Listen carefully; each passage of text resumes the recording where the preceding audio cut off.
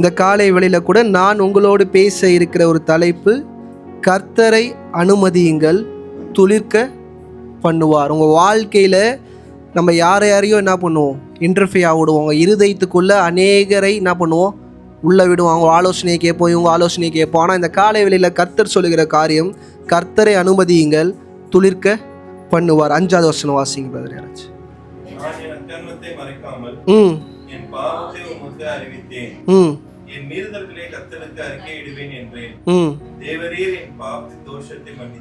நல்லா கவனிங்க. கர்த்தர் என்ன பண்ணுவாரா, மன்னிக்கிறவராக இருக்கிற இந்த காலை வேளையில் கர்த்தரை நம்மளுடைய வாழ்க்கையில் அனுமதிக்கணும்னா முதலாவது நம்மளுடைய அக்கிரமங்களை என்ன பண்ணணும். இன்றைக்கி அநேக நேரம் மனுஷங்கிட்ட சொல்லிவிடுவோம்னா, இந்த சபையில் கூட ஒரு ஃபேன் க்ளீன் பண்ண ஒரு தம்பி வந்தார். ஞானஸ்தானம் எடுக்கவே ப்ராசஸ் வந்து பார்த்திங்கன்னா 1 இயர். என்னது 1 இயராக அவங்க செஞ்ச மொத்த அக்கிரமத்தையும் என்ன பண்ணுமா, ஒரு பேப்பரில் எழுதி அங்கே இருக்கிற பாஸ்டர்கிட்ட சொல்லி அதை ஃபயர் பண்ணி என்ன பண்ணுமா, எரிக்கணுமா. அந்த மறந்து போனதை கூட ஞாபகப்படுத்தி 1 வருஷம் டைம் தருவாங்க. அந்த 1 வருஷம் என்ன பண்ணுமா, எல்லாத்தையும் பேப்பரில் எழுதணுமா. எழுதி என்ன பண்ணுமா, பாஸ்டர்கிட்ட சொல்லிவிட்டு அதை ஃபயர் பண்ணி எரிக்கணுமா. இந்த காலை வேளையில் சொல்கிறேங்க, கடந்த ஆண்டில் ஏதாச்சும் பாவங்கள் இருக்கணும். நான் ஏன் இதை உங்ககிட்ட பேசுகிறேன்னா, இந்த புதிய ஆண்டுக்குள்ளே அதை என்ன பண்ணாதீங்க, கொண்டு வராதிங்க. நேராக ஒரு நாள் இந்த மாதத்தில் ஏதாச்சும் ஒரு நாள் எடுத்துங்க, உபவாசம் இருந்து அவரோட சமூகத்தில் நீங்கள் பண்ண அக்கிரமங்கள் எல்லாத்தையும் என்ன பண்ணுங்கள், வாயை திறந்து சொல்லுங்கள். கணவன்கிட்ட மனைவிக்கிட்டலாம் தயவுசெய்து சொல்கிறாதீங்க. நேராக ஆண்டுகிட்ட போய் என்ன பண்ணுங்கள், சொல்லுங்கள். ஏன்னா மனுஷங்கிட்ட சொன்னால் மனுஷன் சொல்லி என்ன பண்ணுவான், காட்டுவான். எத்தனை வாட்டி நீங்கள் மறந்தாலும் அந்த எதிரில் இருக்கிற நபர் மட்டும் என்ன பண்ணுவாங்க, அதை ஞாபகப்படுத்துவாங்க. தயவு செய்து சொல்கிறேன், உங்கள் அக்கிரமங்களை, உங்கள் பாவங்களை இந்த வருகிற ஆண்டுக்குள்ளே தேவனுடைய சமூகத்தில் ஒரு வாட்டி உபவாசம் இருந்து யாருக்காச்சும் விரோதமாக பேசியிருப்பீங்கன்னா, ஆண்டவரே நான் விரோதமாக பேசினேன். ஏன் நான் நீ சொல்கிறேன்னா, துளிர்க்க வேண்டியது மிக மிக அவசியம். ஒரு மரமானது எல்லா வருடமும் என்ன பண்ணணும், துளிர்க்கணும். அது பச்சை நான் ஸ்டார்டிங்கில் மட்டும் துளுத்துச்சு, அதுக்கப்புறம் துளுக்கலைன்னா அது என்னது, வேஸ்ட். ஏன்னா துளுத்தா மாத்திரம் தான் நம்மளால் என்ன பண்ண முடியும், கனி கொடுக்க முடியும். இன்றைக்கி உங்கள் வாழ்க்கையில் நீங்கள் எங்கே இருந்தாலும் உங்கள் வாழ்க்கையில் இயேசுவை நீங்கள் உள்ளே விடுவீங்கன்னா ஆண்டவர் உங்களை என்ன பண்ணுவார், துளிர்க்க செய்வார். எபேசியர் 1 அதிகாரம் 3வது வசனம்.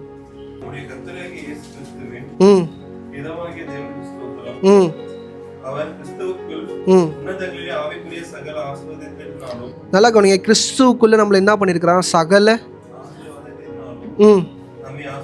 நம்மளை என்ன பண்ணுறாரா. இன்றைக்கி ஒரு ரட்சிக்கப்பட்ட பிள்ளை உங்கள் வாழ்க்கையில் ஆசீர்வாதம் என்கிற ஒரு காரியம் வேணும்னா அதுக்குள்ளே யார் இருக்கணும், கிறிஸ்து இருக்கணும், கிறிஸ்துவோடைய வார்த்தை இருக்கணும். இது ரெண்டுமே இல்லாமல் தள்ளி வச்சுட்டு ஆசீர்வாதத்தை நம்மளால் என்ன பண்ண முடியாது, இந்த பூமியில் பெற்றுக்கொள்ளவே முடியாது. நான் ஏன் இந்த 2026 உங்களோடு சொல்லுகிறேன்னா, போன வருஷம் வச்சுருந்த கிறிஸ்துவை இந்த வருஷம் வச்சுருக்காதீங்க. அதை விட அதிகமாக என்ன பண்ணணும், அந்த கிறிஸ்துவானவர் கொஞ்சம் வளர்ந்துருக்கணும். என்னவா இருக்கணும், அவர் பேம்பஸ் போடுற இடத்துலையே அவர் இருந்தார்னா அவரோட நிலைமை என்னது, நம்ம தான் அவருக்கு ஏதாச்சும் செஞ்சுக்கிட்டே இருக்கணும். அவரும் நம்ம வாழ்க்கையில் வளரணும், நம்மளும் ஆவிக்குரிய ரீதியில் என்ன பண்ணணும், வளரணும். இன்றைக்கி அநேக நேரம் சில பேர் சொல்லுவாங்க, ஒரு காரியத்தை கர்த்தர் செய்தார்னா அது அவரால் நிச்சயமாக திருப்பி என்ன பண்ண முடியும், செய்ய முடியும். ஆனால் அவர் 2வது வாட்டி செய்யும் போது அது என்னவாக இருக்கணும், பெரியவைகளாக இருக்கணும். செஞ்சதே அவர் என்ன பண்ணக்கூடாது, செய்யக்கூடாது. இன்றைக்கி சபை நல்லா புரிஞ்சுக்கோங்க. ஒரு வேர்ல்டு ரெக்கார்ட் பண்ணுவாங்க. வேர்ல்டு ரெக்கார்ட் பண்ணும்போது என்ன தெரியுமா சொல்லுவாங்க, அந்த வருஷம் இதை யாராலையும் பீட்டே பண்ண முடியாது, இவன் தான் என்னது.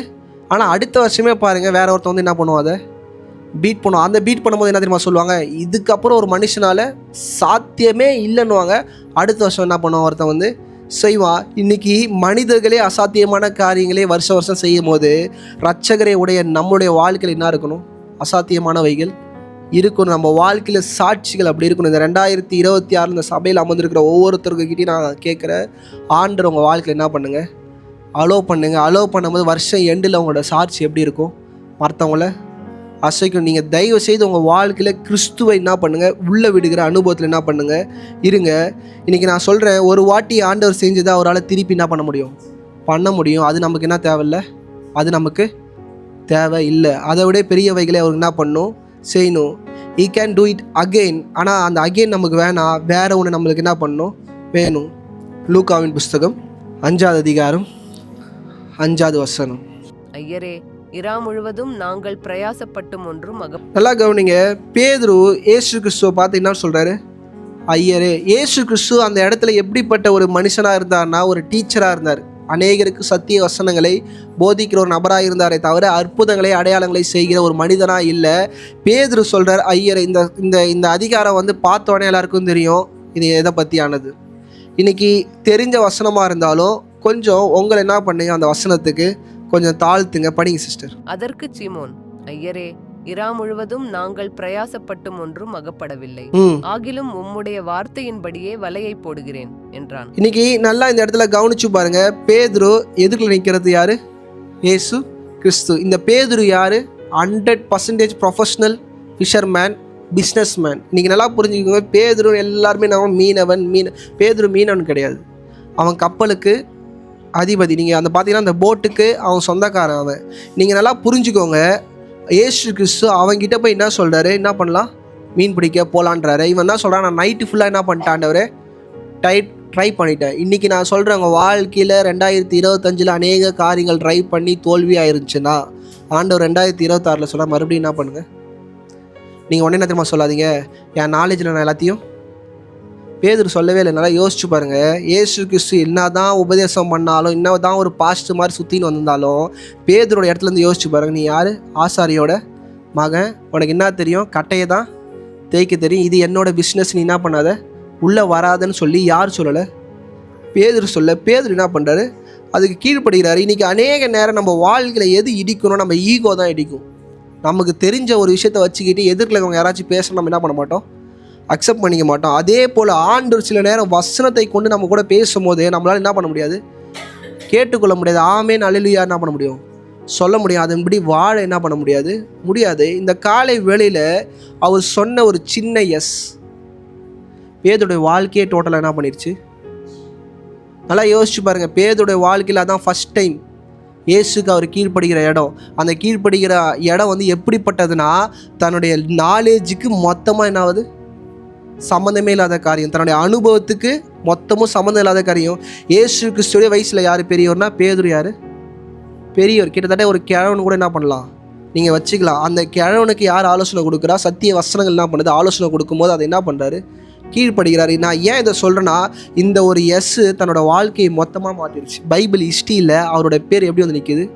இன்றைக்கி அநேக நேரம் பாஸ்டர் நான் சின்ன நோ தான் நான் சொன்னேன், சின்ன நோக்கு தான் நம்ம வாழ்க்கை இப்படி நிற்கிது.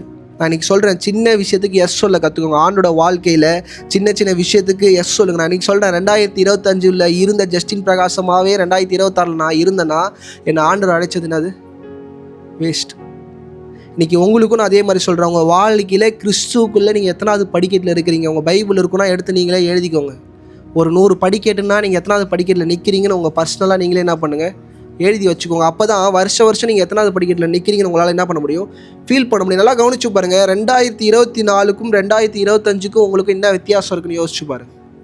அநேக வாக்குத்தத்தங்கள் வசனங்கள் உண்டு, ஆசீர்வாதமான காரியங்கள் உண்டு. ஆனால் உங்கள் வாழ்க்கையில் என்ன இருக்குது? நீங்கள் பாஸ்டர் நான் உலக பிரகமாக நிறையா ஜெயிச்சிட்டேன், அது ஓகே.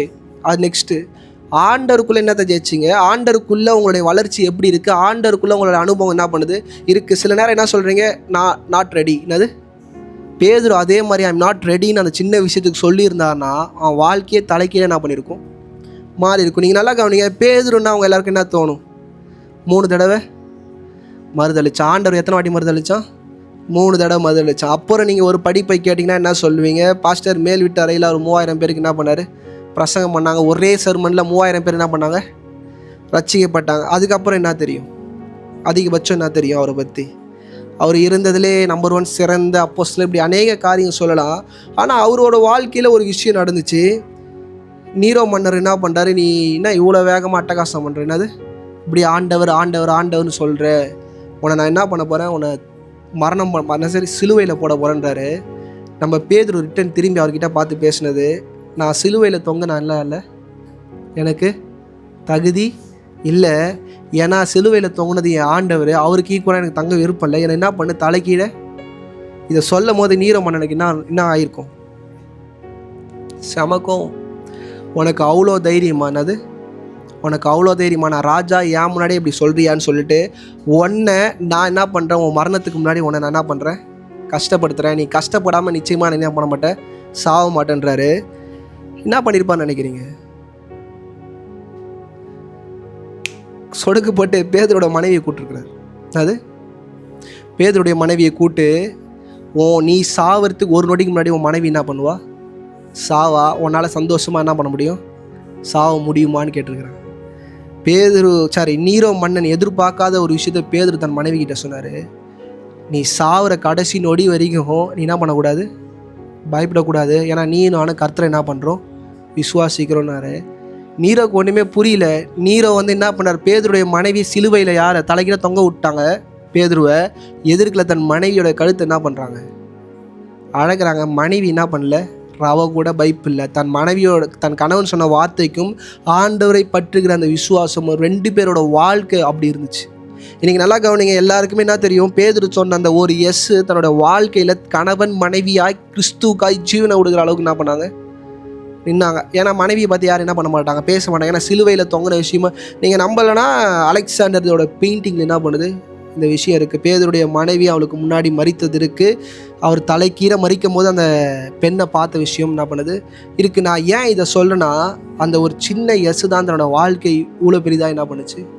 இன்றைக்கி அநேக சின்ன எஸ்களை நம்மளால் என்ன பண்ண முடியல? சொல்ல முடியல. ஆனால் ஆண்டவரை விசுவாசிக்கிறோம், ஆண்டோடைய சபையில் இருக்கிறோம், ஆண்டவருக்கு நிறைய காரியங்களை செய்கிறோம். ஆனால் சில எஸ்ஸை நம்மளால் என்ன பண்ண முடியல? சொல்ல முடியல. லூக்காவின் புஸ்தகம் 5ஆம் அதிகாரம் 1-2. நல்லா கவனிங்க. திரளான ஜனங்கள் தேவனுடைய வசனத்தை கேட்கும்படி என்ன பண்ணாங்க? இன்னைக்கு பிரச்சனை என்னன்னா, இதான் நமக்கு என்னது பிரச்சனை. ஆண்டவரை நிறைய பேர் தேடுறாங்க, ஆண்டவர்கிட்ட நிறைய பேர் சத்திய வசனத்தை தெரிஞ்சுக்கின்னு ஓடுறாங்க. ஆனால் ஆண்டவர் எங்கே தெரியுமா வராரு? யார் வேணான்னு சொல்கிறானோ, யார் செவி கொடுத்து கேட்கலையோ, எவன் முரண்டு பிடிக்கிறானோ அவங்ககிட்ட தான் என்ன பண்ணுறாரு? புரிஞ்சுக்கோங்க. இதனால தான் எல்லோரும் இயேசுவை ரொம்ப அற்பமாக என்ன பண்ணுறோம் நினைக்கிறோம். இங்கே பிரசங்கம் பண்ணிட்டு இருக்கிற நான் ஆண்டவரை தேடாத ஒரு ஆள் என்ன தான் அவர் என்ன பண்ணார்? தேடி தேடி வந்தார். தமிழ் படிக்க தெரியாது, ஒன்றுமே நாலேஜே இல்லாத ஒரு ஆளை கூட்டின்னு வந்து பைபிள் காலேஜெலாம் எப்படி நான் பாஸ் பண்ணேன்னு எனக்கு இப்போ வரைக்குமே தெரில. கூட்டின்னு வந்து அவங்க முன்னாடி நிற்க வச்சிருக்கிறேன். நான் ஏன் சொல்கிறேன்னா, அதே போல் இந்த சபையில் அநேகர தேவன் கர்த்தர் என்ன பண்ணுறாரு? நீங்கள் வேணான்னு சொல்கிறீங்க, அவர் உங்களை தான் என்ன பண்ணுறாரு? தேடி வர்றாரு. படிங்கம்மா. அப்பொழுது கடற்கரையிலே நின்ற 2 படகுகளை கண்டார். மீன் பிடிக்கிறவர்கள் அவைகளை விட்டிறங்கி வலைகளை அலசிக் கொண்டிருந்தார்கள். நல்லா கவனிங்க. வலைகள் என்ன பண்ணியிருந்தாங்களாம்? அலசி கொண்டு இருந்தாங்க. இப்போ இவங்க எப்படிப்பட்டவங்கன்னா, ஃபிஷர்மேன் நைட்டு ஃபுல்லாக என்ன பண்ணியிருக்கிறாங்க? காரியங்களை செஞ்சு ரிட்டர்ன் என்ன பண்ணியிருக்கிறாங்க? வெளியே வந்து வலையை அலசுறாங்கன்னா ஃபுல் டயர்டு. என்னது ஃபுல் டயர்டு? கொஞ்சம் கூட சரீரத்தில் என்ன கிடையாது? பலன் கிடையாது. ஆனால் ஆண்டவர் இது 2த்தில் ஒரு படகு என்ன பண்ணுறாரு? சூஸ் பண்ணுறாரு. யாரோட படகுனா? பேதுருவோடைய படகு. பேதுரு எப்படிப்பட்டவனா? 8ஆவது வசனம் வாசிங்கம்மா. பேதுரு அதை கண்டு இயேசுவின் பாதத்திலே விழுந்து, ஆண்டவரே, நான் பாவியான மனுஷன். இன்னைக்கு ஆண்டவர் நல்லவனை தேடி என்ன பண்ணல? வரல. ஒரு திரளான கூட்டம் என்ன பண்ணுது? ஆண்டவரே உடைய வார்த்தைக்காக, உடைய மண்ணாக்காக ஏங்கிட்டு இருக்கிறாங்க. ஆனால் ஆண்டவருடைய எண்ணம் யார் மேலே இருக்குன்னா? பேதுரு மேலே இருக்குது. இன்றைக்கி அநேக நேரம் ஆண்டவர் இந்த காலையிலாம் அவங்களை சொல்கிறேன், அவங்களை அதிகமாக நேசிக்கிறார். ஆனால் நீங்கள் என்ன தெரியுமா பண்ணுறீங்க? அந்த நோவை மட்டும் அவருக்கு திருப்பி திருப்பி பதிலாகவே சொல்லிட்டு இருக்கிறீங்க. ஆனால் நான் உங்களுக்கு சொல்கிறேன், அவர் ஒரு எக்ஸ்ட்ரீம் வரைக்கும் தான் வருவார். அந்த எக்ஸ்ட்ரீமுக்கு அப்புறம் போடான்னு சொல்லிட்டு அவர் என்ன பண்ணுவார்? போயிடுவார். நம்ம நினைக்கிறோம் 12 சீசர்களை தான் அவர் என்ன பண்ணார்? சூஸ் பண்ண. அவர் லிஸ்ட்டில் நான் உண்மையாக கேட்குறேன், அந்த 12 பேர் இல்லாமல் கூட என்ன பண்ணலாம்? இருக்கலாம். அந்த 12 பேர் அவங்க எஸ் சொன்னதுனால தான் அவங்க என்ன பண்ணாங்க? அந்த இடத்துக்கு வந்தாங்க. நான் இன்றைக்கும் சொல்கிறேன், யூதாஸ் காரியத்து யார்? அவன் எஸ் சொன்னான். அவனுக்கு என்ன கிடச்சிது? ஒரு 2 இயர்ஸ் ஏசு கிறிஸ்துவோட நடக்க என்ன கிடச்சிது? வாய்ப்பு கிடச்சிது. நிறைய யோசிச்சு பாருங்கள், எத்தனை பேர் இழந்து போயிருப்பான். இன்றைக்கி அநேக நேரம் பைபிள் படிக்கும்போது நம்ம இப்படி என்ன பண்ணுறதில்ல? யோசிக்கிறதில்ல. அநேக நேரம் நம்ம சொல்ல வேண்டிய எஸ்ஸுக்கு வேறு யாரோ ஒருத்தவங்க எஸ் சொல்லி என்ன பண்ணுறான்? நன்மையை வாங்கிட்டு போகிறான். நம்ம என்ன பண்ணுறோம்? இழந்து போகிறோம். பைபிள் வந்து ரெக்கார்ட் பண்ணும் போது யார் ஃபஸ்ட்டு வந்தால் இவங்களை காட்டுது? அவருக்கு தெரியாது. அவர் எத்தனை பேர் வேணாலும் அப்ரோச் பண்ணியிருக்கலாம் இயேசு கிறிஸ்து. இன்றைக்கி தேவனாகிய கர்த்தரை உங்கள் வாழ்க்கையில் நீங்கள் என்ன பண்ணுங்கள்? அலோவ் பண்ண கற்றுக்கோங்க. அதில் அலோவ் பண்ணும்போது ஒரு விஷயம் புரிஞ்சுக்கோங்க, அந்த எஸ்ன்றது வந்து ஈஸியாக உங்களால் என்ன பண்ண முடியாது? சொல்ல முடியாது. நீங்கள் நல்லா கவனித்து பாருங்கள். ஏதோ பேதுரு ஃப்ரீயாக இருந்தான், ஆண்டவர் வந்தார். ஆண்டவருக்கு என்ன பண்ணல? தன் கடுமையான சூழ்நிலையில், தன் உடம்பில், தன் சரீரத்தில் எந்த பலனும் இல்லாத போது கர்த்தருக்கு என்ன பண்ணார்? இன்றைக்கி ஆண்டவரை எந்த டைமில் நீங்கள் தேடுறீங்க? உங்களோட ஃப்ரீ டைமில் நீங்கள் தேடுறீங்கன்னா நீங்கள் யாராக இருக்க முடியாது? ஆண்டவருக்கு பிரியமான ஒரு நபராக நிச்சயமாக என்ன பண்ண முடியாது? இருக்கவே முடியாது. இன்றைக்கி கிறிஸ்டியன் சொசைட்டி எப்படி ரன் ஆகுதுன்னா, ஃப்ரீயான டைமில் மட்டும்தான் என்ன பண்ணுது? எந்த ஈவெண்ட்ஸ் சர்ச்சில் எது வச்சாலும் என்னவாக இருக்கும்? லீவ் நாளில் தான் மற்ற நாள் என்ன பண்ணாது, இருக்கவே இருக்காது. இன்றைக்கி காலை வேளையில் முதல் காரியம் நான் சொல்கிறேன், உங்கள் வெறுமையை வார்த்தையினால் என்ன பண்ணுங்க, நிரப்புங்க. முதலாவது உங்கள் வாழ்க்கையில் இருக்கிற வெறுமையை எதனால் நிரப்பணுமா? வார்த்தையினால் நிரப்பணும். அது எந்த வார்த்தையினால? சத்திய வசனத்தினால என்ன பண்ணணும், நிரப்ப வேண்டியது அவசியம். 3வது வசனம் வாசிங்க. அப்பொழுது அந்த படகுகளில் ஒன்றில் ஏறினார். அது சீமோனுடையதா இருந்தது. அதை கரையிலிருந்து சற்றே தள்ளும்படி அவனை கேட்டுக்கொண்டு அந்த படவில் உட்கார்ந்து ஜனங்களுக்கு போதகம் பண்ணினார். யாருக்கு போதகம் பண்ணாரு? பேதுருக்கு. என்ன பண்ணல? இன்னைக்கு பிரச்சனை என்னன்னா, நிறைய நேரம் நம்மளும் அப்படிதான் என்ன பண்றோம், நம்ம நினைச்சுன்னு இருக்கிறோம். இந்த பிரசங்கம் அந்த நபருக்கு என்னது, ஆண்டவர் இந்த முடிக்கும் போது தான் தெரியும் இந்த பிரசங்கம் யாருக்கு, இந்த பிரசங்கம் என்ன பண்ணாருன்னு யாருக்குமே தெரியாது பைபிள். ஆனால் நான் விசுவாசிக்கிறேன், விசுவாசத்தை குறித்து அவர் என்ன பண்ணியிருப்பாரு, பிரசங்கம் பண்ணியிருப்பாரு. பேதுரு பக்கத்தில் உட்காந்து என்ன தெரியுமா சொல்லியிருப்பான், ஆமேன் அல்லேலூயா, ஆமேன் அல்லேலூயா. ஆனால் அவர் ஏன் சொல்லியிருப்பார், நான் ஃபீல் பண்ண சீக்கிரமாக முடிச்சா நான் என்ன பண்ணேன், போட்டை ஓரம் கட்டிட்டு வீட்டுக்கு, அப்படி தான் அவர் சொல்லியிருப்பார். ஆனால் இயேசு கிறிஸ்து ஒரு பயங்கரமாக பிரசங்கம் பண்ணியிருக்கிறாரு. அவ்வளோ டயர்ட்லேயும் இயேசுவை ஏறி போட்டுக்குள்ளே உட்காராச்சு, போட்டை தள்ளி பேதுரு என்ன பண்ணுறாரு, கூட உட்காந்துருக்கிறாரு. ஆனால் அந்த வார்த்தை பேதுருக்கானதுன்னு என்பதை பேதுரு கொஞ்ச நேரம் கழிச்சு தான் என்ன பண்ணுறாரு, புரிஞ்சுக்கிறார். இன்றைக்கி சபையில் அநேக வார்த்தைகள் வெளிப்படும் போது நம்மளோட இருதயம் எப்படி தெரியுமா இருக்குது, ஆண்டவர் அந்த டைரக்ஷனில் அந்த நபரை பார்த்து என்ன பண்ணுறாரு, பின்னாடி இருக்கிற பேதுருக்கு தான் என்ன பண்ணுறாரு, பேசிக்கொண்டார். முன்னாடி திரளான ஜனம், திரளான ஆடியன்ஸ், திரளான கூட்டம். ஆனால் ஆண்டவரோட ஆடியன்ஸ் எத்தனை பேர்? இன்னைக்கு சபையில் ஒரு 10,000 பேர் கூட உட்காந்துருக்கலாம், பாஸ்ட் 10,000 பேருக்கு பிரசங்கம் பண்ணியிருக்கலாம். ஆனால் கேட்கும் போது நீங்கள் எப்படி தெரியுமா கேட்கணும், இது எனக்கு இன்னைக்கு இதை எப்படி வேணாலும் இப்போ எடுத்துக்கலாம்.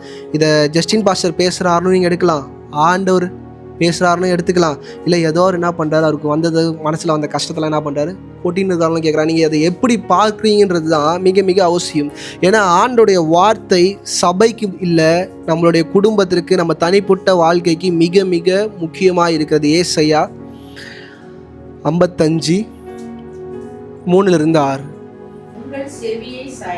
நல்லா கவனிங்க. இந்த காலை வேளையில் சபைக்குள்ளே அமர்ந்திருக்கிற நீங்கள் ஆண்டருடைய வார்த்தை உங்களை நோக்கி வரும்போது தயவு செய்து சொல்கிறேன், செவியை சாய்த்துனா அதன்படி கேட்க, அதன்படி நடக்க என்ன ஆயிடணும், நம்ம பாத்திரவான்களா ஆயிடணும். படிங்கம்மா. நல்லா கவனிங்க, யார் இடத்துல வரணும்? இன்னைக்கு ஆண்டருடைய வார்த்தைக்கு நீங்கள் செவி சாய்க்கும் போது நம்ம எங்கே போயிடுறோம், ஆண்டரோட கிட்ட போயிடுறோம். ஆண்டர் உங்கள் வாழ்க்கையில் என்ன பண்ணிடுறாரு, வந்துடுறாரு. இல்லைன்னா நம்ம என்ன பண்ணுறோம், ஜஸ்ட் லைக் தட் சத்திய வசனங்களை கேட்டு குப்பையில் என்ன பண்ணுறோம், போட்டு போகிறோம். படிங்கம்மா. ஆத்துமா என்ன பண்ணுமா, பிழைக்கும். படிங்கம்மா. தாவீதுக்கு அருளின நிச்சயமான கிருபைகளை உங்களுக்கு நித்திய உடன்படிக்கையாக ஏற்படுத்துவேன். புரியுதா? தாவீதோட வாழ்க்கையில் பண்ண ஒரு உடன்படிக்கையை உங்களுக்கு நான் என்ன பண்ணுவேன், நீ எனக்கு செவி சாட்சி என் வார்த்தைக்கு கீழ்ப்பட்டா. தாவீதோட உடன்படிக்கைனா நீங்கள் நினைக்கிற மாதிரி ஒரு அற்பமானது கிடையாது. இந்த பூமியில் எந்த மனுஷனுக்கும் கர்த்தர் பண்ணாத, ஆபிரகாமுக்கே பண்ணாத ஒரு விஷயத்தை யாருக்கு பண்ணார், தாவீதுக்கு பண்ணார். அவனை தூக்கி எங்கே வச்சார்னா சிங்காசனத்து மேலே வச்சார், சும்மாலாம் வைக்கல. ஏன்னா தாவீது இதெல்லாம் பண்ணார். அதை தான் சபைக்கு சொல்கிறாரு ஏசாயா, இதெல்லாம் நீங்கள் என்ன பண்ணுங்க. தாவீதோட பண்ண உடன்படிக்கைன்னு அவர் சொல்லும்போது இஸ்ரவேலுக்கே அப்படி ஒரு சிலுத்துரும். ஏன்னா இஸ்ரவேலுக்கு ஆண்டவரை பற்றி தெரியுமோ இல்லையோ, தாவீதை பற்றி என்ன பண்ணும், தாவீதோட ஆசீர்வாதத்தை பற்றி தெரியும். ஆண்டவரை பற்றி தெரியுமோ தெரியாதோ எனக்கு தெரியல. ஆனால் இஸ்ரவேலுக்கு எல்லாம் ஒன்று தெரியும், தாவீதுன்னு ஒரு மனுஷன் வாழ்ந்தான், அவனை மாதிரி ஒரு ராஜா இல்லவே இல்லை. இன்றைக்கும் நீங்கள் இஸ்ரவேலில் போய் டேவிட்டோட பேர் சொன்னால் அங்கே அவ்வளோ பவர்ஃபுல்லாக இருக்கும். என்னவா இருக்கும், பவர்ஃபுல்லாக இருக்கும். அவனுங்க மேசையான்றதை விட ஆண்டவர்ன்றதை நல்லா என்ன பண்ணுவாங்க, சாரி தாவீதுன்றதை நல்லா என்ன பண்ணுவாங்க, பிடிப்பாங்க. படிங்கம்மா. ஜனங்களுக்கு தலைவராகவும் அதிபதியாகவும் ஏற்படுத்தினேன். இதோ நீ அறியாத ஜாதியை வரவழைப்பாய். உன்னை அறியாதிருந்த ஜாதி உன் தேவனாகிய கர்த்தரின் நிமித்தமும் இஸ்ரவேலுடைய பரிசுத்தரின் நிமித்தமும் உன்னிடத்திற்கு ஓடி வரும். அவர் உன்னை மேன்மைப்படுத்தி இருக்கிறார். அவர் என்ன பண்ணியிருக்கிறாரு, இந்த காலையில் சொல்கிறாங்க, இங்கே அமர்ந்திருக்கிற எல்லாருக்கும் மேன்மைன்ற ஒரு விஷயம் உங்கள் தலையின் மேலே என்ன பண்ணுது, ஒரே ஒரு எஸ் மட்டும் நீங்கள் என்ன பண்ணணும், இதை யாரும் சொல்ல என்னவா இல்லை, ரெடியா இல்லை. படிங்கம்மா. புரியுதா? இன்னைக்கு நம்ம நினச்ச நேரம்லாம் போய் ஜெபம் பண்ணுறோம், நினச்ச நேரம்லாம் நம்ம காரியங்களை பண்ணுறோம். ஆனால் ஏசாயா சொல்லலை, இது ஆண்டவர் ஏசாயா மூலமா என்ன பண்ணுறாரு, பேசி கொண்டிருக்கிறாரு. திருப்பி அந்த வசனத்தை படிங்கம்மா. கர்த்தரை கண்டடைகிற சமயம் அது நம்ம நினைக்கிறோம் போய் முட்டி போட்டு பாஸ்டிங்லேருந்து இப்படி கை தூக்கிட்டோன்னே ஆண்டவர் இறங்கி வந்துடுவார். கண்டிப்பாக வர மாட்டார். Bible is very clear. அது இன்றைக்கி சின்ன பிள்ளைங்களுக்கு சொல்லிக் கொடுக்கும்போது என்ன சொல்லிட்டாங்க, நீ கண்ணீரோட மன உருக்கத்தோடு நீ எங்கே இருந்து கூட்டாலும் ஆண்டவர் என்ன பண்ணுவார்? சில ரகசியங்கள்லாம் நீங்கள் பைபிளை ஆழமாய் அனுதினமும் படிக்க படிக்க படிக்க படிக்க தான் என்ன பண்ணுவார்? சில காரியங்கள் உங்களால் புரிஞ்சுக்க முடியும். There is a time. இன்றைக்கி ஒன்றுமே இல்லை, உங்கள் வாழ்க்கையில் ஒரு 6 மணின்னு ஒரு டைமை நீங்கள் உங்கள் வாழ்க்கையில் ஃபிக்ஸ் பண்ணுறீங்கன்னா அந்த டைமுக்கு நீங்கள் உண்மையாக இருப்பீங்கன்னா அவர் என்னவாக இருப்பார்? 6:01 நீங்கள் போய் உட்காந்தா கூட அந்த இடத்துல அவர் என்ன பண்ண மாட்டார்? இருக்கவே மாட்டார். நீங்கள் பாட்டுன்னு புலம்ப வேண்டியது தான். உங்கள் ஆவி களி கூறும், உங்கள் ஆவிக்குள்ள என்ன ஆகும்? வெளிப்பாடு. இது எல்லாமே வரும். இது யார் கொடுப்பானா? பிசாசு என்ன பண்ணுவான்? கொடுப்பான். அவர் என்ன பண்ண மாட்டார்? அந்த இடத்துல இருக்க மாட்டார். படிங்கம்மா. கர்த்தரை கண்டடையத்தக்க சமயத்தில் அவரை தேடுங்கள், அவர் சமீபமாய் இருக்கையில் அவரை நோக்கி கூப்பிடுங்கள். 2வது காரியம், அவர் எங்கே இருக்கிறாரு? இன்னைக்கு எப்பெல்லாம் ஆண்டு உங்களை தேடி சமீபமாய் வராரோ டக்குன்னு என்ன பண்ணுங்க, நோ சொல்லி அவர் என்ன பண்ணாதீங்க. இன்றைக்கி ரட்சிக்கப்பட்டோட பிள்ளைகளோட வாழ்க்கையில், என் வாழ்க்கையில் நிறையா நோ ஆண்டருக்கு சொன்னேன். நான் உண்மையாக இந்த வசனம்லாம் படிக்கும்போது எனக்கு ஃபீல் ஆச்சு. நான் எத்தனை வாட்டி ஆண்டருக்கு நோ சொன்னன்றதை என் வாழ்க்கையில் நான் என்ன பண்ணேன், ஃபீல் பண்ணேன். அவர் தேடி வர டைமிங்னு ஒரு டைம் இருக்கான். அந்த டைமிங்கில் நம்ம நோ சொல்லிட்டா அதுக்கு மேலே இருக்கிற டைமிங் உங்களால் கண்டுபிடிக்க ரொம்ப கஷ்டம். லூக்காவின் புஸ்தகம் 11வது அதிகாரம் 28வது வசனம். அதற்கு அவர், அப்படியானாலும் தேவனுடைய வார்த்தையை கேட்டு அதை என்ன பண்ணுமா? இன்னைக்கு ஒரு தங்கத்தை பாதுகாப்பது போல சத்திய வசனங்களை உங்க வாழ்க்கையில நீங்கள் பாதுகாத்து அதன்படி வாழ வேண்டியது மிக மிக அவசியம். ஏன்னா இது ஆண்டவருக்கு உங்களை ஆசீர்வதிக்க பிரதான காரியமாய் இருக்கிறது. இன்னைக்கு அநேக நேரம் நம்மளோட ஜபங்கள், நம்மளுடைய கண்ணீர்கள் ஏன் கேட்கவே பட மாட்டேங்குதுன்னா, ஏதோ ஒரு இடத்துல மிஸ்டேக் பண்ணியிருக்கிறோம். அந்த மிஸ்டேக்கை நீங்கள் உட்காந்து முட்டி போட்டு எவ்வளோ ஜெபம் பண்ணாலும் உங்களால் என்ன பண்ண முடியாது, கண்டே முடிக்க முடியாது. அதுக்கு கூட நீங்கள் என்ன பண்ணணும், ஜபம் தான் பண்ணணும். நான் பேச சில காரியங்கள்லாம் நான் பேச உங்களுக்கு புரியும். 2வது காரியம், கர்த்தர் உங்கள் விசுவாசத்தை என்ன பண்ணுவாரா, சோதிப்பார். ஏன்னா இந்த இடம் கர்த்தர் உங்களை சோதிக்க வேண்டிய இடமா என்ன பண்ணுது இருக்க. லூக்கா 5:4. சீமோனை நோக்கி, ஆழத்திலே தள்ளி கொண்டு போய் மீன் பிடிக்கும்படி உங்கள் வலைகளை போடுங்கள் என்றார். நல்லா கவனிங்க. இப்போ டக்குன்னு இவ்வளோ நேரம் பேசினவர் யார் பக்கம் திரும்பிட்டாரு? பேதுரு பக்கம் திரும்பிட்டாரு. போட்டை என்ன பண்ணுப்பா, கொஞ்சம் உள்ள தள்ளி என்ன பண்ணலாம், மீன் பிடிக்கலாம். இன்றைக்கி அநேக நேரம் கிறிஸ்து இப்படி தான் நம்ம கூட என்ன பண்ணுறாரு, இடைப்படுறாரு. ஆனால் நம்மளால் என்ன பண்ண முடியல, அவரை புரிஞ்சிக்கவே முடியல. நம்ம என்ன நினைக்கிறோம், பாஸ்டர் அவங்களுக்காக பேசினா. தயவுசெய்து பாஸ்டர்னு எடுக்காதீங்க. சத்திய வசனங்கள் பிரசங்கிக்கப்படும் போது அது ஆண்டவர் உங்களோட பேசுகிறார். என்ன பண்ணுங்க, முதலாவது விசுவாசிங்க. அது ஜஸ்டின் பாஸ்டர்னு கிடையாது, எந்த பாஸ்டர் பேசினாலும் நான் இன்றைக்கி சொல்கிறேன். சில நேரம் அவங்க மாமிசமாய் பிரசங்கத்தை ரெடி பண்ணிட்டு வந்து பேசினாலும் ஆண்டவர் அதில் பேசுவார். ஏன்னா நான் ஆஸ் எ பாஸ்டர் ஆன பிறகு அதை நான் அநேக முறை நான் ஃபீல் பண்ணியிருக்கேன். இந்த ஃபுல்ஃபிட்டில் நிற்கும் போது சில நேரம் என் பலவீனங்களில், என் நாலேஜில் நான் மெசேஜ் எடுத்துகிட்டு வந்து பேசும்போதும் என் டைரியில் இல்லாத காரியங்கள்லாம் ஆண்டவர் என்ன பண்ணுவார், என் கூட பேசுகிறத நான் உணர்ந்துருக்கிறேன்னா. நீங்கள் இதை நிச்சயமாக நீங்கள் பாஸ்டர் ஆகி இந்த இடத்துல வந்து நின்னீங்கன்னா உங்களை அதனால் என்ன முடியும். நான் பொய்லாம் சொல்லவே இல்லை. நீங்களும் ஒரு ஊழியத்துக்கு உங்கள் ஒப்பு கொடுத்து உங்கள் பலவீனங்களில் சரி இந்த வாரம் எதுவுமே ஆண்டவர் பேசலன்னு சொல்லிட்டு ஒரு பிரசங்கத்தை நீங்கள் எடுத்துகிட்டு வந்து இங்கே நின்று பேசினாலும் சில காரியம் ஆண்டவர் உங்கள் வாயில் என்ன பண்ணுவார், போடுவார். நான் இன்றைக்கும் சொல்கிறேன், நான் பேசின பிரசங்கத்தை 3 வாட்டி நான் வீட்டில் போய் நான் திருப்பி கேட்பேன். என் மனைவி கேட்பா, ஏன் நீங்கள் பேசுன நீங்களே, எனக்கு மட்டும்தான் தெரியும், நான் என்ன பண்ணல பேசலன்றது எனக்கு மட்டும்தான் தெரியும். இன்றைக்கி என் மனைவி கூட அது புரியாது. நான் அடிக்கடி உட்காந்து நான் திருப்பி கேட்பேன், நான் இதெல்லாம் எழுதவே இல்லையே, என்னது என் டைரியில் இதெல்லாம் எழுதவே இல்லை, இந்த டைமிங் எப்படி வந்துச்சு, இந்த வேர்ட்ஸ் எப்படி வந்துச்சு, இந்த வார்த்தை எப்படி வந்துச்சுலாம் நான் என்ன பண்ணுவேன், தியானிப்பேன். ஏன்னா 1 பேதுரு 1 அதிகாரம் 7வது வசனம். இன்னைக்கு அக்கினினால சோதிக்கப்படுகிற பொன் போல நம்மளை தேவனாகிய கர்த்தர் என்ன பண்ணுவார், சில நேரம் நம்மளை சோதிப்பார். நம்மளோட ஜபங்கள் நல்லா இருக்கும், நம்மளோட துதிகள் நல்லா இருக்கும், நம்மளோட உபவாசங்கள் நல்லா இருக்கும். ஆனால் காட் வில் டெஸ்ட் அஸ். இன்னைக்கு சபை நல்லா புரிஞ்சுக்கோங்க, நம்மளை தேவனாகிய கர்த்தர் நிச்சயமாக என்ன பண்ணுவார், சோதிப்பார். இன்றைக்கி கூட நான் இப்போ முன்னாடி சொன்ன மாதிரி நம்ம வாழ்க்கையில் நம்ம எங்கே தவறுகிறோன்ற விஷயத்தை நம்ம என்ன பண்ணணும், ஏன் நம்ம ஜபம் கேட்கப்பட மாட்டேங்குது, ஏன் நம்ம காரியங்கள் வாய்க்கப்பட மாட்டேங்குதுன்றதை நம்ம உட்காந்து நிதானிக்க வேண்டிய இடத்துல இருக்கணும். ஆனால் ஜபத்தை தொடர்ந்து நம்ம என்ன பண்ணிட்டு இருப்போம், பண்ணிக்கிட்டே இருப்போம். தாவீதோட வாழ்க்கையிலேருந்து அழகாக ஒரு காரியம் சொல்கிறேன். சங்கீதம் 19:8.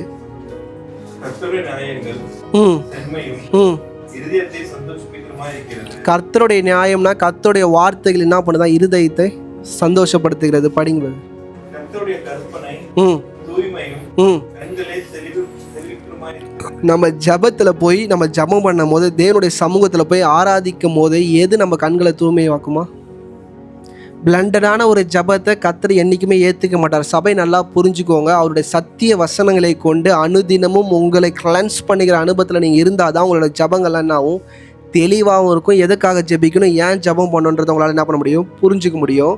11வது வசனம் வாசிங்க. அன்றியும் அவைகளால் உமது அடியேன் எச்சரிக்கப்படுகிறேன். யாரால? சத்திய வசனத்தினால தாவீது என்ன பண்ணுறாரா? இன்றைக்கி அவருடைய ஆராதனைகள் வேறு விதமாக இருந்துச்சு, அவருடைய ஜபம் வேறு மாதிரி இருந்துச்சுன்னா சத்திய வசனத்தை அந்த அளவுக்கு என்ன பண்ணார், படித்தார். இன்றைக்கி உங்களுக்கெல்லாம் பாஸ்டர்ன்ற ஒரு மனுஷன் நிற்கிறாரு, ஆனால் தாவீதுக்கு யாருமே கிடையாது. ஒரு மனுஷன் இருந்தார், அவர் உடனே என்ன பண்ணிட்டாரு, மறிச்சிட்டார். தாவீதுக்கு முன்னாடி நின்று பேசுகிற எந்த ஊழியக்காரனும் அந்த அளவுக்கு இல்லை. அப்போ சத்திய வசனங்களை எந்த அளவுக்கு தாவீது படிச்சிருப்பார், தான் ராஜ்யபாரம் பண்ணும் போதே அதை என்ன பண்ணியிருக்கிறாரு, படிச்சிருக்கிறார். இன்றைக்கி நம்ம ஒன்றும் அவ்வளோ பெரிய வேலைகள் இந்த பூமியில் யாருமே என்ன பண்ணல. ஒரு நாட்டை ஆளுகிற தலைவன் சத்திய வசனத்தை உட்காந்து என்ன பண்ணியிருக்கிறாரு, படிச்சிருக்கிறாரு. அந்த சத்திய வசனங்கள் தான் அவர் என்ன பண்ணுதான், எச்சரிக்கை பண்ணுதான். படிங்க. அதை கை கொள்ளுகிறதுனால என்ன உண்டா? தாவீதோட பலன் எங்கே இருக்குன்னா சத்திய வசனங்களை படிக்கிறதுல தான் என்ன பண்ணுது இருக்கே தவிர வேறு எதுலையுமே கிடையாது. 12வது வசனம் வாசிங்க. புரியுதா? தன் பிழைகளை உணர்கிறவன் யார்?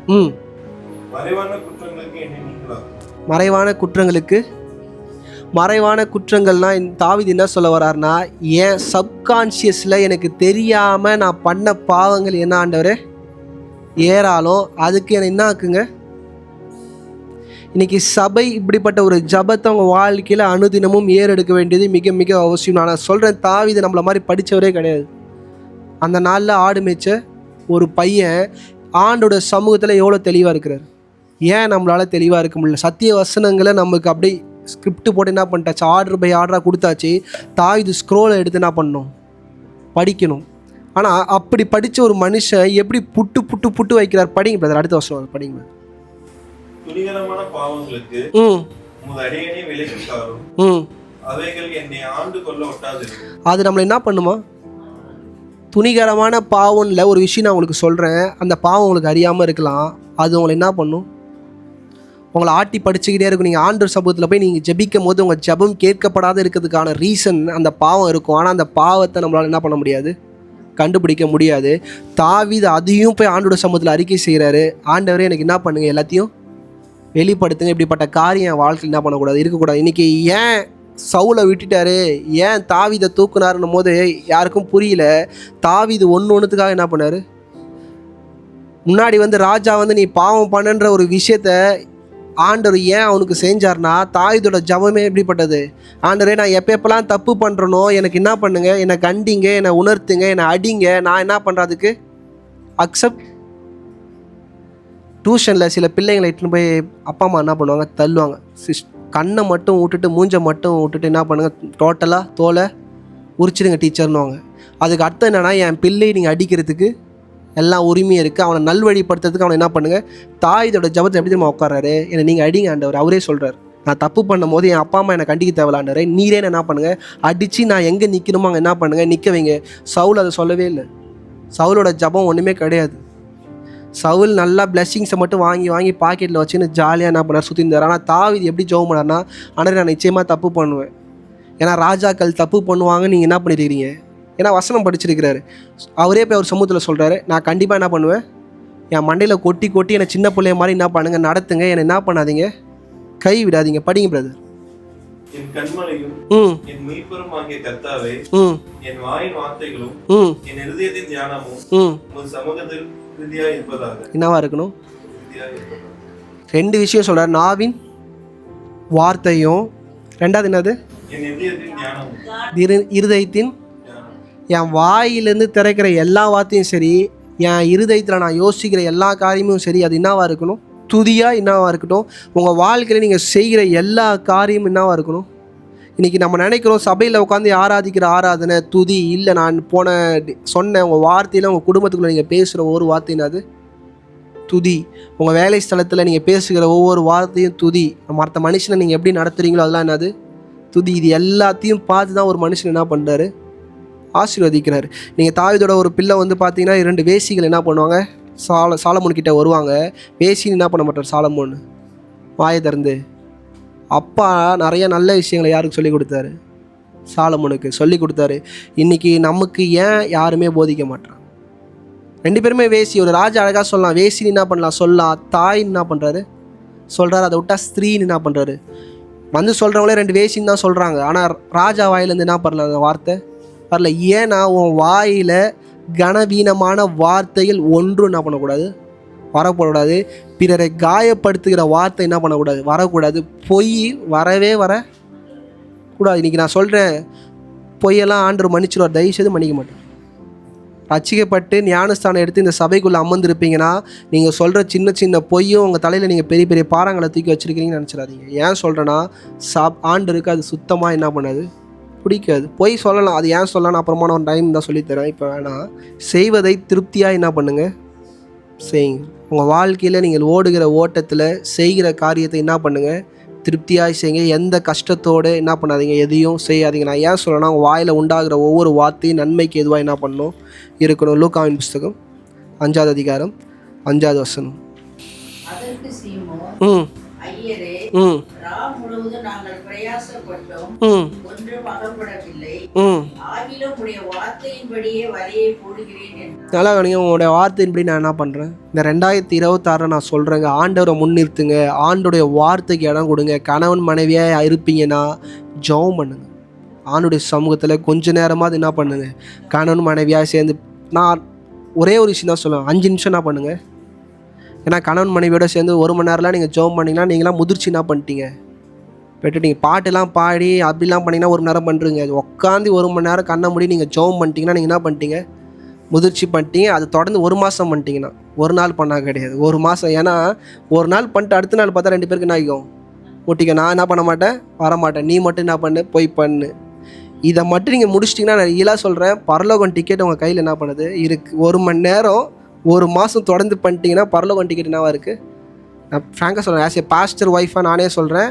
1 வாரம் போவோம், 1 நாள் என்ன ஆகிடும், நடுவில் நான் ஏதாச்சும் ஒரு வார்த்தையை விட்டுருவேன், அவங்க ஏதாச்சும் வார்த்தையை விட்டுருவாங்க, நாங்கள் என்ன பண்ண மாட்டேன், வரமாட்டேன். நீங்கள் மட்டும் என்ன பண்ணுங்கள், ப்ரேயர் பண்ணுங்கள். நான் ரூமில் ப்ரேயர் பண்ணுறேன், நீங்கள் என்ன பண்ணுங்கள், ஹாலில் ப்ரேயர் பண்ணுங்கள்.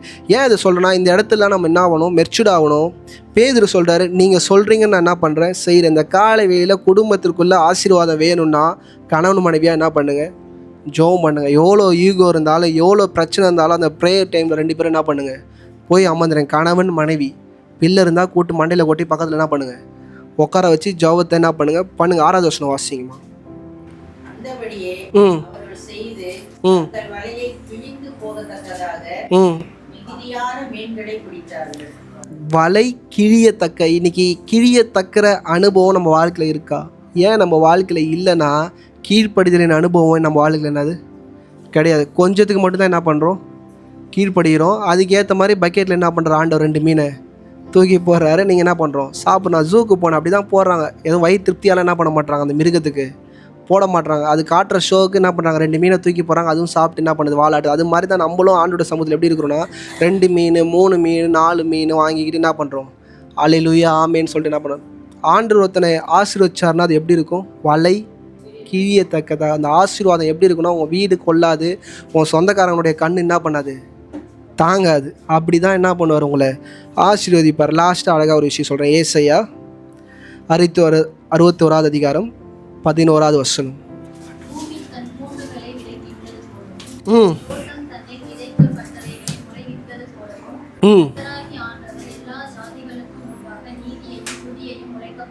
துதியும் என்ன பண்ணுவாரா, நீதியும். நீதி என்ன பண்ணுவாராம், உங்கள் வாழ்க்கையில் கர்த்தருக்கென்று நீதியாக நீங்கள் வாழ்வீங்கன்னா உங்கள் வாழ்க்கையில் என்ன ஆகும், துதி முளைக்கும். ஏன்னா துதி யாருடைய குடும்பத்தில் வெளி வருதோ அந்த வீட்டுக்குள்ளே தான் என்ன இருக்குது, நீதியோடு சேர்ந்த துதி உங்கள் வீட்டில் உண்டாகும்னா முளைப்பின்னாகும். இது 2 இல்லாத குடும்பத்தில் நீங்கள் வந்து பார்த்தீங்கன்னா ஏற்றத்தாழ்வு இருந்துக்கிட்டே இருக்கும். ஒரு சீசன் அப்படியே சர்ன்னு மேலே போகும், ஒரு சீசன் சர்ன்னு என்ன பண்ணும் இறங்கும். ஆண்டரோட இதுன்னு ஸ்ட்ரெயிட் லைன் ஒரே மாதிரி தான் என்ன பண்ணணும். அப்ஸ் அண்ட் டவுன்ஸ் என்ன பண்ணக்கூடாது, உங்கள் வாழ்க்கையில் வரவே கூட. பணம் கஷ்டம் இருந்தால் கூட இருக்கலாமே தவிர மனம் கஷ்டம் என்ன பண்ணக்கூடாது. மனம் கஷ்டம் இருக்கிற இடங்களை கண்களை மூடி